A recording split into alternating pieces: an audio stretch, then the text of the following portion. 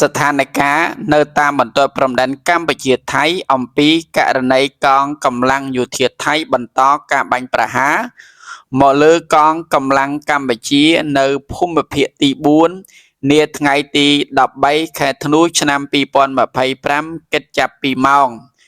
5:00 នាទីព្រឹករហូតមកដល់ម៉ោង 8:00 នាទីព្រឹកថ្ងៃទី13ខែធ្នូឆ្នាំ2025 ម៉ោង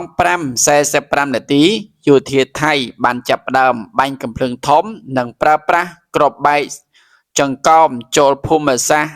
ប្រាសាទព្រះវិហារម៉ោង 6:10 នាទីយោធាថៃបានបាញ់ប្លង់កាំភ្លើងធំចូលភូមិសាស្ត្រប្រាសាទខ្នារ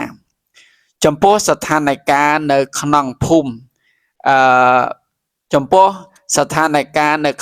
មិសាស្ត្រផ្សេងទៀតមានសភាពស្ងប់ស្ងាត់